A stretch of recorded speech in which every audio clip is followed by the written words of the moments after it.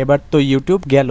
বন্ধুরা, তোমরা কি জানো চায়না এমন একটা অ্যাপ লঞ্চ করেছে যেটা ইউটিউবকে টেক্কা দেওয়ার মতো, যেখানে মানুষ ভিডিও আপলোড করে ইউটিউবের মতো টাকা আয় করতে পারবে। তো আজকে আমরা বলবো চীনের একটা নতুন অ্যাপ যার নাম হলো বিলিবিলি। তো কি আছে এই অ্যাপটার মধ্যে যেটা এত কম সময়ের মধ্যে এত বেশি পপুলার আর এত বেশি চর্চা হচ্ছে? চলো আজকের ভিডিওতে জেনে নেওয়া যাক এই বিলিবিলি অ্যাপটা আসলে কি।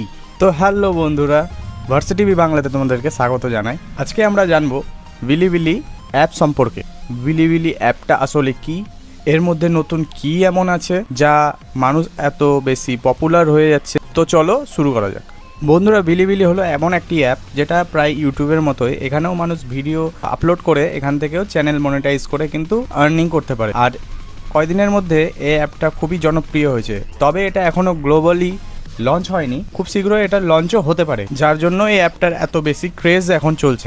আর কিছুদিনের মধ্যেই কিন্তু ইউটিউবে একটা নতুন রুলস লাগু করেছে, যেটা হলো যে এখন ইউটিউবে মনিটাইজ করতে হলে আগে লাগতো 4000 ঘন্টা আর 1000 সাবস্ক্রাইবার, আর সেটা এখন বেড়ে হবে 8000 ঘন্টা আর 1000 সাবস্ক্রাইবার। এরই মধ্যে আবার নতুন একটা অ্যাপ লঞ্চ হয়ে গেছে যার নাম হচ্ছে বিলিবিলি, আর এটা হচ্ছে চায়না।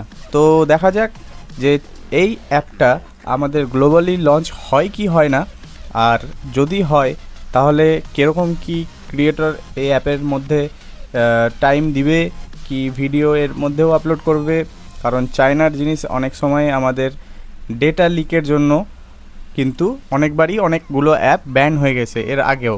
তো এবার দেখা যাক যে এই অ্যাপটা কি হয় কি না হয়, এখান থেকেও কি ক্রিয়েটাররা ইউটিউবের মতো আর্নিং করতে পারবে কি পারবে না, সবই জানা যাবে কিছুদিনের মধ্যেই।